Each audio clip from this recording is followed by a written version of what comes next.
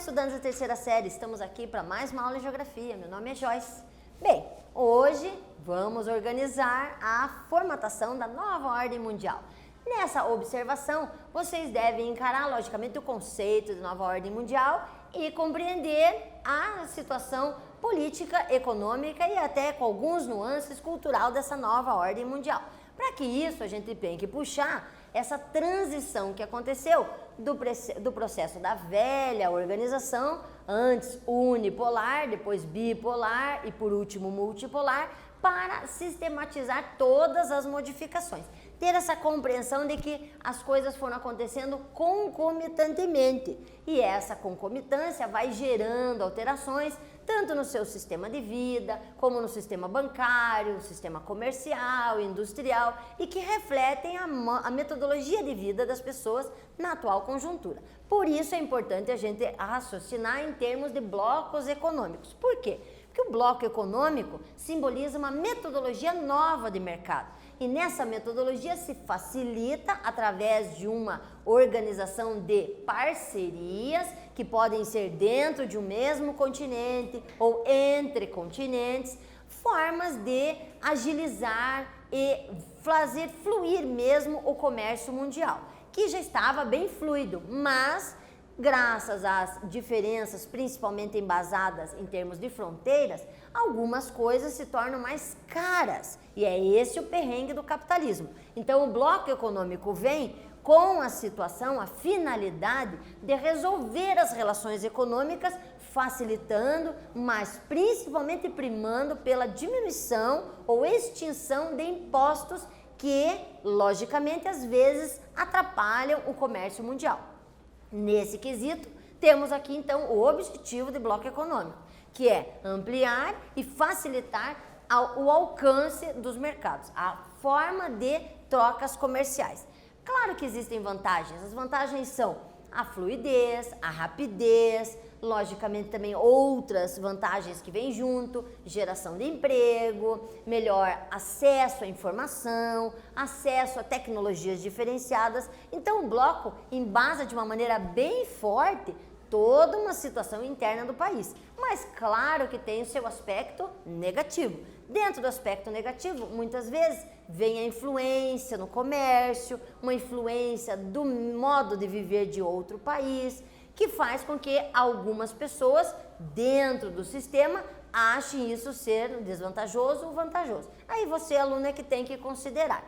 Aqui, citando alguns blocos econômicos existentes, desses, os mais visíveis na mídia hoje são o NAFTA, que envolve a América do Norte, Canadá, Estados Unidos e México, o Mercosul, obviamente aqui na América do Sul, também temos a União Europeia, sempre muito observada em termos de mundo, mais um que eu acho bastante interessante, que diversifica, porque pega dois continentes, é o ASEAN. O ASEAN pega países da Ásia e da Oceania e mais países da América, dando esse vislumbre que o bloco econômico literalmente não tem objetivo terrestre, ele tem objetivo econômico. O dele é promover uma melhoria da economia mundial. Vamos fechar esse bloco com este quiz, que diz o seguinte: a ordem mundial atual pode ser destacada pela consolidação dos Estados Unidos como grande potência militar e a consolidação de novos centros de poder econômico. Despontam a União Europeia, o Japão, a China, países que se destacam no seu desenvolvimento econômico e influência no cenário mundial. De que forma podemos dizer que é a nova ordem mundial? É facinho, hein, gente? Letra A, unipolar. B, multipolar. C, unimultipolar. Espero vocês já já.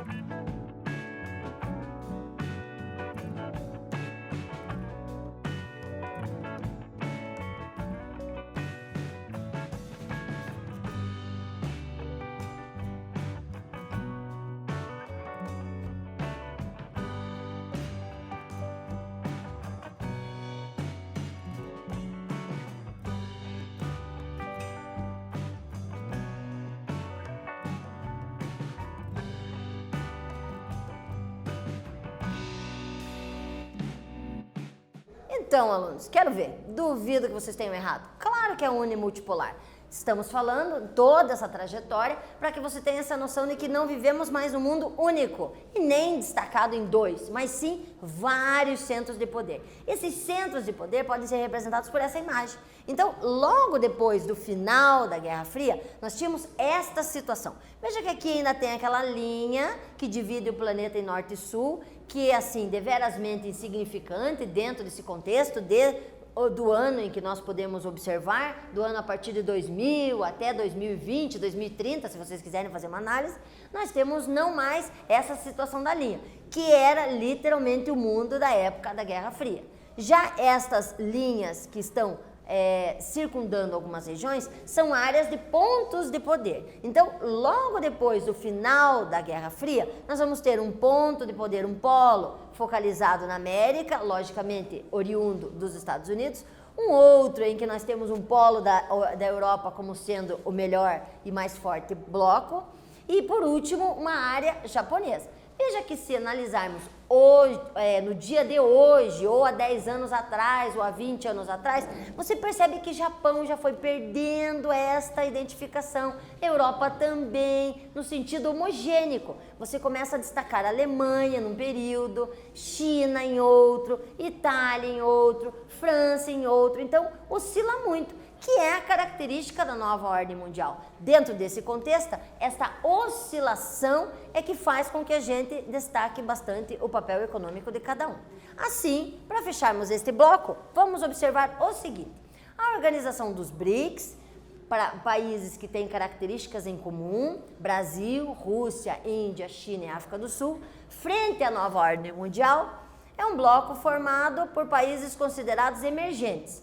Evidencia a polarização econômica existente na nova ordem mundial. Tal polarização se refere à letra A, norte desenvolvido e sul desenvolvido, subdesenvolvido, B, socialistas e capitalistas, C, estatais e privatizações. Marquem lá que a gente já volta.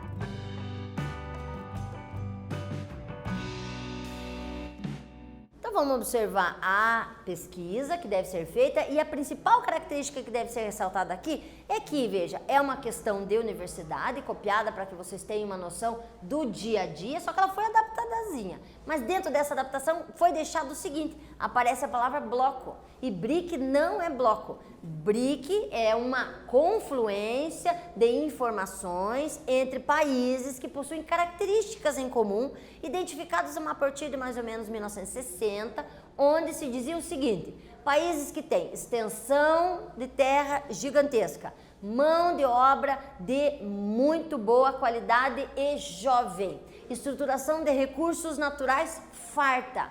Quem é? Brasil, Rússia, Índia e China, porque na época a África do Sul ainda não era independente. Então, BRIC era uma classificação por ter essas características. E o S da África do Sul veio após a independência da Inglaterra. Mas, nesse contexto da questão em si, qual é a que deve ser marcada? A letra A, que é a famigerada linha norte-sul, em que você tinha um norte desenvolvido e um sul subdesenvolvido. Socialistas e capitalistas é durante a Guerra Fria e estatais e privatizações não se assenta na pergunta, é mais ligada à teoria econômica. Mas bora lá. Na continuação, quero mais uma atividade agora de raciocínio lógico de vocês. Quero que vocês escrevam sobre. No mundo pós-guerra, o poder é medido pela capacidade econômica. Veja que quando eu falei de BRICS, falei de algumas situações relacionadas a isso. Quais são os fatores para avaliação dessa capacidade econômica? Então, o que você deve olhar para eles e identificar como potencial econômico de cada país? Veja que eu dei algumas dicas. Volto já já.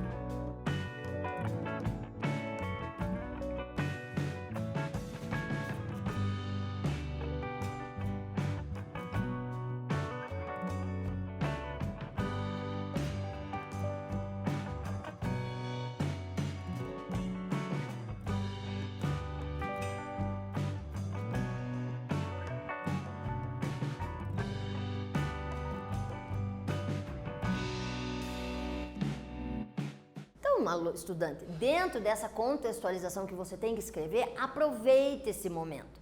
Tem que descrever, pesquise alguns itens, enriqueça seu vocabulário. E cada vez que a gente coloca perguntas desse tipo, sempre friso, não precisa fazer em forma de texto se você não quer descrever. Faça em itens, faça mapa conceitual, utilize palavras-chave, use o seu mecanismo de estudo para que você otimize a sua didática de aprender o conteúdo.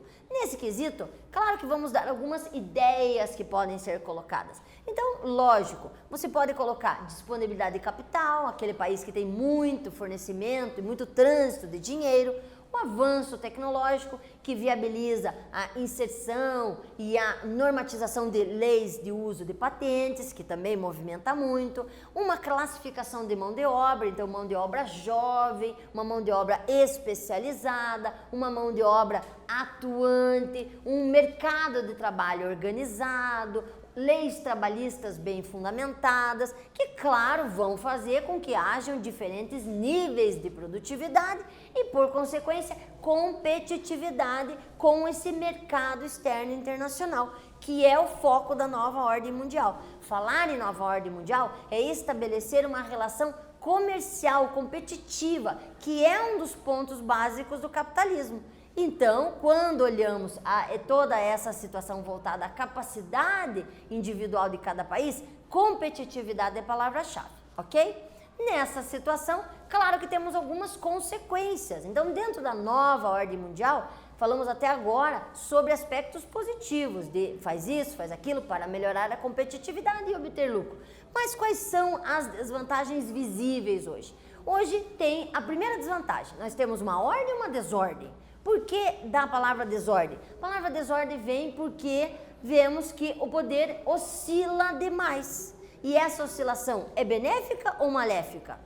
Muito difícil de analisar, porque dentro de uma fundamentação histórica, estamos no meio do acontecimento. Analisar de maneira fria se torna muito difícil, porque estamos envolvidos emocionalmente. Precisamos do emprego, precisamos dos produtos, enfim, precisamos viver. E isso causa várias situações incômodas. Outras situações incômodas, essa relação com a informação global, o acesso, mas não a obtenção, a geração da instabilidade em decorrência disso. E isso literalmente se vê porque a globalização, ela torna acessível, mas ela não torna factível de você ter algo em suas mãos.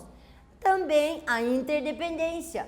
Começou uma crise num lugar, parece efeitinho dominó, vai pegando todo mundo. Isso também é, talvez, para o capitalismo, uma das piores coisas, porque eles movimentam-se a partir de toda a sistemática. Caindo um, caindo todos, o sistema entra em período de alerta. E, claro, incertezas, tensões ligadas à rotina de cada país, à organização e aquelas diferenças que você tem que sempre resgatar. Cada país tem sua identidade, cada país tem sua organização política e econômica. Não tem como homogeneizar o planeta todo. Por isso, este esquema fundamenta muito essa organização em que nós percebemos essa ordem ou desordem mundial. Nessa contextualização, nós vamos ter um centro unimultipolar. No quesito uni é por causa do sistema capitalista, então único, sistema capitalista. Que por mais que você pense em países socialistas, temos países socialistas se relacionando com práticas capitalistas. Então, o capitalismo. Multipolar é no sentido de país mesmo, de qual é o que detém o poder. Não tem são os e são variáveis. Variáveis por quê? Variáveis porque saímos de uma situação em que os Estados Unidos, entre aspas, saía vitorioso da Guerra Fria, muitos aspas. Passamos por um período em que há novos blocos econômicos surgindo e desaparecendo a cada dia. Uma Europa que está constantemente se adaptando, se reorganizando. Uma globalização embasando todos esses sistemas vigentes. Veja que na imagem é interessante que a cor amarela destaca os pontos de poder do multipolar que nós vivemos hoje. Então, logo depois da Guerra Fria, os três são os pilares dos primeiros movimentos multipolares. Hoje já temos outros para citar. E que, por fim, a maioria deles viva sobre uma teoria econômica, que é o neoliberalismo, que é uma conversa para uma próxima etapa, mas que já se adianta por ser um sistema onde você privilegia uma intervenção indireta do Estado na economia. O capitalismo evoluiu de várias maneiras e essas metodologias deram esta noção de que nem tão lá e nem tão cá, um meio termo. E esse meio termo é o neoliberalismo. Para fechar, então, mais uma atividadezinha, onde diz o seguinte: a regionalização na ordem mundial atual sofreu alterações. Antes o mundo era visto pelo eixo leste-oeste. O antagonismo dava-se pelo Oriente, sistema econômico socialista, representado pela potência União Soviética. E o Ocidente, quase na sua totalidade, representado pela potência capitalista. Entretanto, com o fim da Guerra Fria, existe um antagonismo e é visto por qual eixo? Qual seria esse? Escrevam aí, voltamos já já.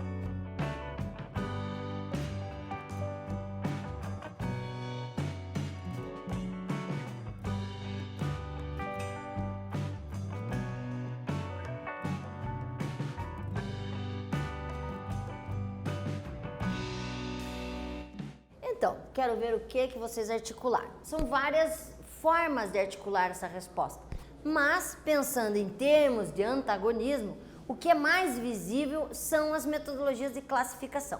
Nessas metodologias de classificação, a gente percebe que durante o período da Guerra Fria, nós temos aquela dispersão entre o Norte e o Sul, que puxa aquela linha que literalmente divide o Norte e o Sul em países desenvolvidos e subdesenvolvidos.